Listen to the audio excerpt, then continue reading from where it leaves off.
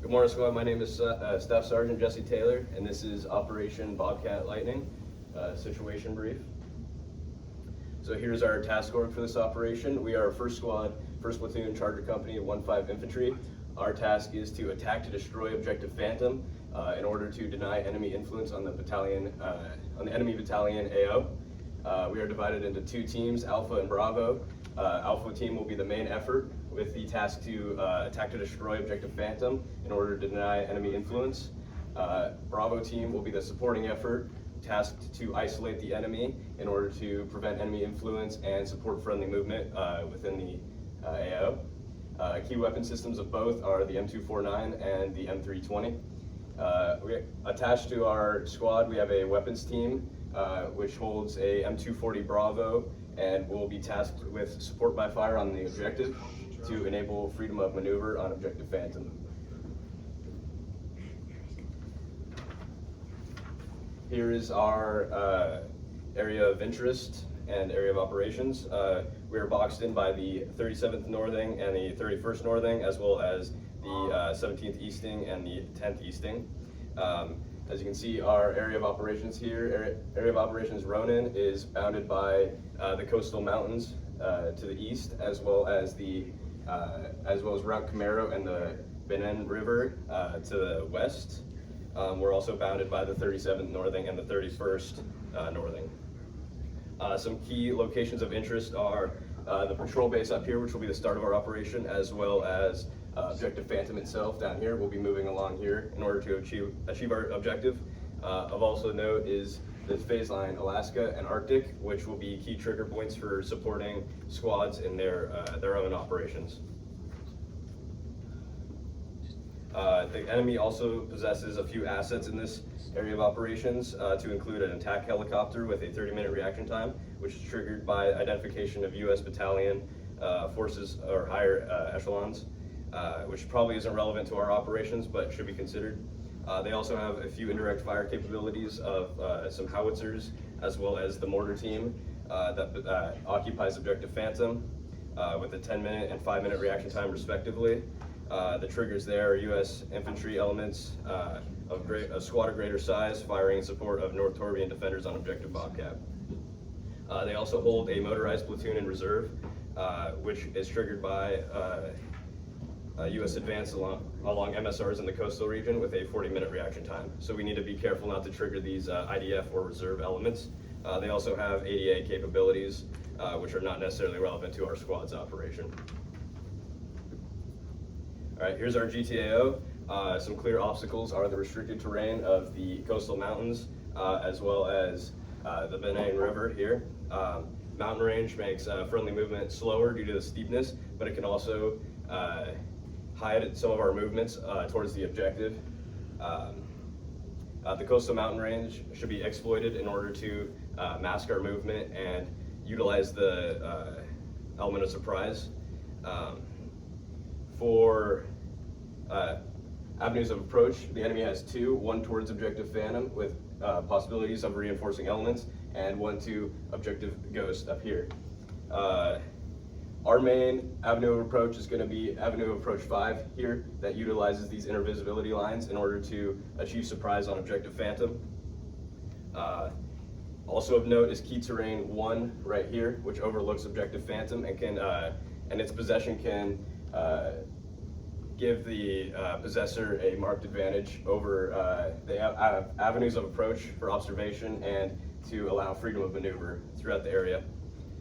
In addition to this, there is also very thick vegetation throughout the area of operations, which can also conceal our cover and greatly advantages us in achieving surprise. In addition to this, we must use the combination of the low illumination and thick foliage in order to surprise the enemy mortar team on Objective Phantom. This element of surprise will be essential in order for us to achieve our objective.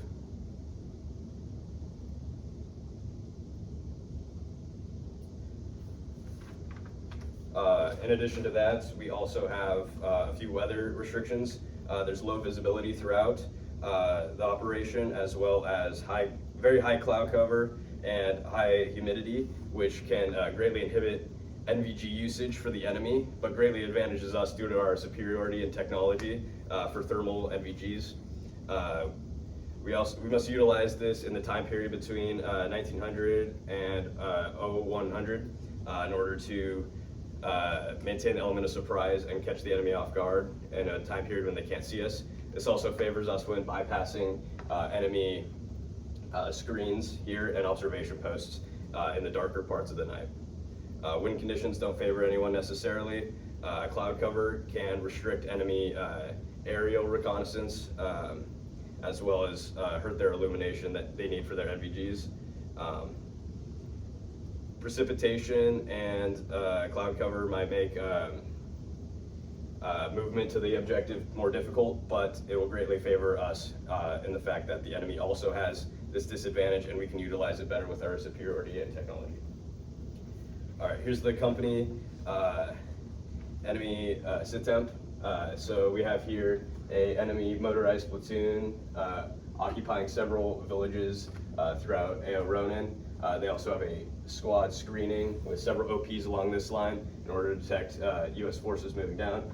A significant note is the mortar team placed on objective Phantom that is providing IDF to various points within the AO. That'll be probably the most important elements that we need to focus on. For our platoon analysis, we have of note for us is the screen here that we need to bypass in the dark points of the night in order to not be seen by the observation posts.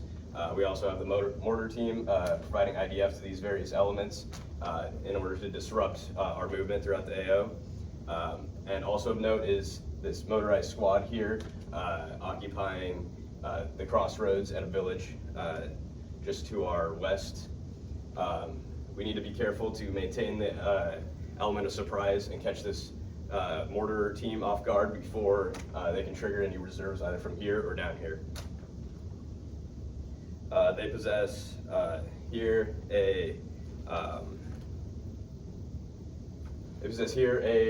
PP 87 82 millimeter mortar, which is firing in support of 3rd Squad and several other enemy elements throughout the AO. Has a range of 5.6 kilometers. And is the equivalent of the M252 81 millimeter mortar that the US has. The mortar is a high value target because it provides a significant advantage to us in our operations and disrupts the enemy forces operations throughout the AO. So the enemy here is occupying this crossroads in order to support the other elements. They also have a withdrawal line through here in case they're overrun.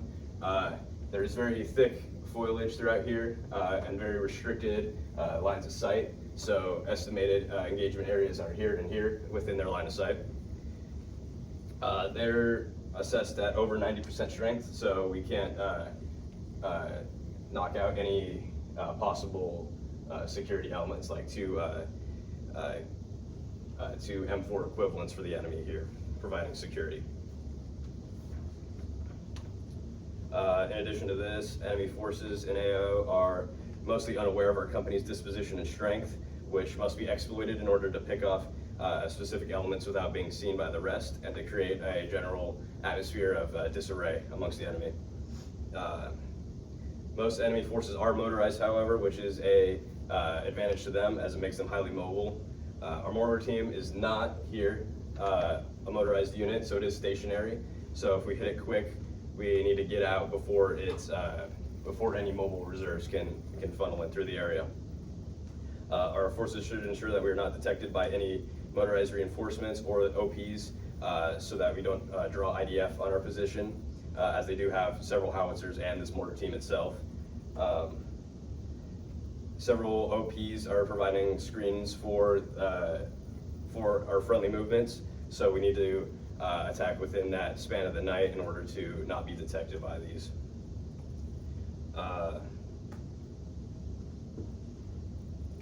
Let's see. Yeah, so the enemy forces are lacking in connectedness and control, so if we take advantage of their separation, we can get them out before any other reserves are activated.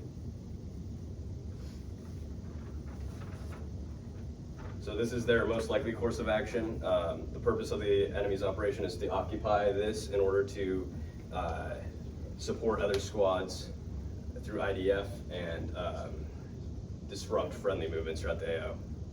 They'll accomplish this by maintaining this area.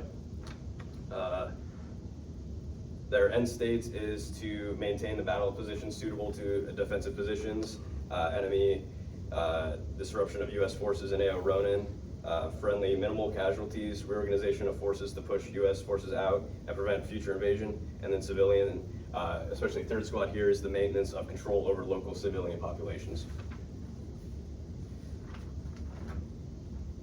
All right, so the company mission statement is Charter Company 15 Infantry disrupts enemy forces in AO Ronin no later than 30th of August 2024 in order to deny enemy influence on the battalion AO.